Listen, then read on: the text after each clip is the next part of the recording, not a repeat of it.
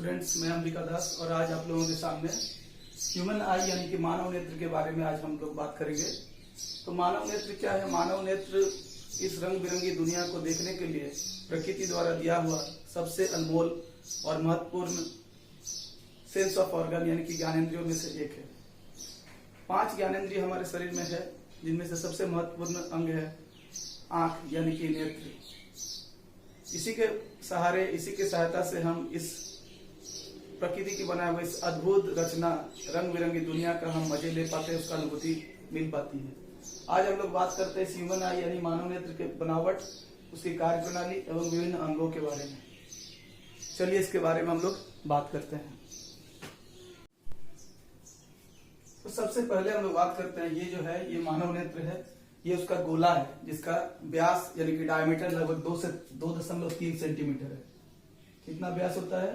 मानव नेत्र का व्यास जो है लगभग 2.3 सेंटीमीटर के व्यास के इस गोले में मानव नेत्र होता है, जिसका सबसे बाहरी भाग जो है इसे हम लोग कहते हैं, बाहरी भाग को परितारिका यानी कि कॉर्निया।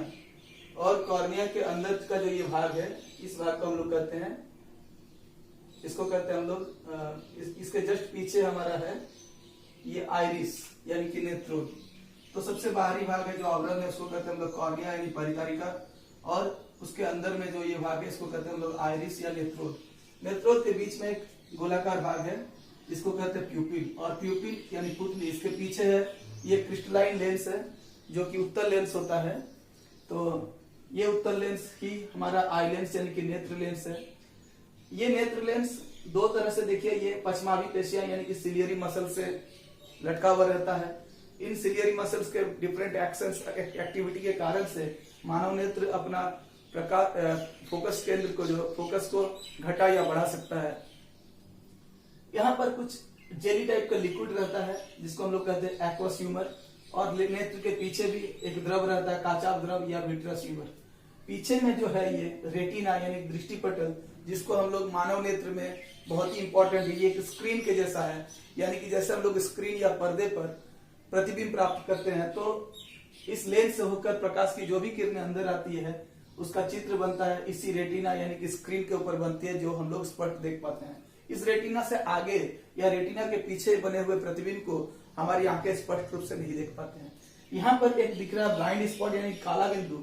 ये एक ऐसा बिंदु है जहां पर यदि प्रकाश आपतित होती है यानी कि परावर्तित अपवर्तन के बाद अगर यहाँ पर प्रतिबिंब बनता है, तो उस प्रतिबिंब को हमारी जो ब्रेन है उसको सेंस नहीं कर पाते हैं और हमारे आंखों से वो दिख नहीं पाता है। यानी कि जो भी चित्र हमारा यहाँ पर बनता है इस काले बिंदु पर यानी कि ब्लाइंड स्पॉट पर, वो हमारी आंखें नहीं देख पाते हैं। तो कहाँ बनना चाहिए? इस पीछे के स्क्रीन पर, जिसको हम लोग रेटिना कहते हैं, वहां बनना चाहिए। और यहाँ पर कुछ दृक तंत्रिका यानी कि ऑप्टिक नर्व्स है जो आंखों को हमारे ब्रेन से जोड़ के रखता है। तो इसका क्या काम है? क्योंकि ये एक उत्तल लेंस है, तो अधिकतर समय में इसका जो प्रतिबिंब होता है, ये वास्तविक एवं उल्टी प्रतिबिंब बनती है। तो इस वास्तविक एवं उल्टी प्रतिबिंब को हम लोग सीधा देख पाते हैं। कैसे देख पाते हैं? ये जो ऑप्टिक नर्व यानी कि दृक तंत्रिका है, ये इसका मैसेज सिग्नल को हमारे इलेक्ट्रिकल सिग्नल के रूप में हमारे दिमाग तक पहुंचाता है। देन हमारा दिमाग उसको परसेप्ट करता है कि ये सीधा प्रतिबिंब है, और तब हमें प्रतिबिंब जो है सीधा बनता है। यानी कि इस ऑप्टिक नर्व का बहुत बड़ा इंपॉर्टेंट रोल है। इसी जगह पर 2 तंत्र और होते हैं, छड़ और कोण नाम के 2 तंत्रिका होते हैं, जिसका काम क्या है? छड़ और कोण ये डिफरेंट डायमेंशंस को देखने के लिए हमें मदद करता है। तो हमारे आंखों के एक एक पार्ट का जो है, एक एक जो भाग है नेत्र का, इसके बारे में थोड़ा सा हम लोग चर्चा कर लेंगे।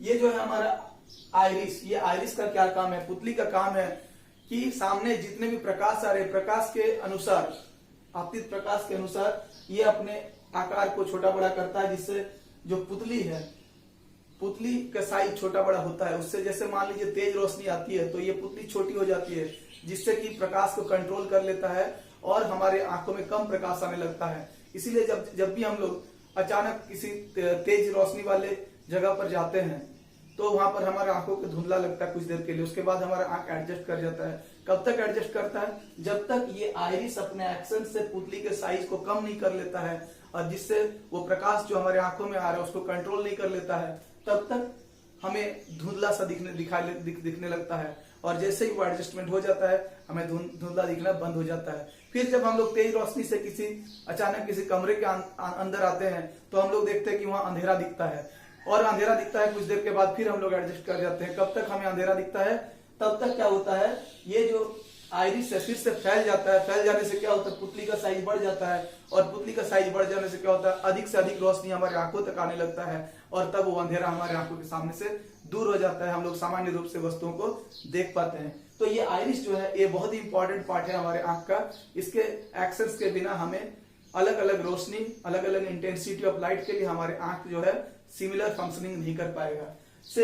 सेम टू ये जो पश्चिमावी पेशियां यानी कि सिलियर मसल्स है, ये क्या करता है, अलग अलग दूरी पर रखी हुई वस्तुओं का प्रतिबिंब इस रेटिना पर बनाता है। क्योंकि हम लोग लेंस सूत्र से जानते हैं कि ये 1/v - 1/u = 1/f।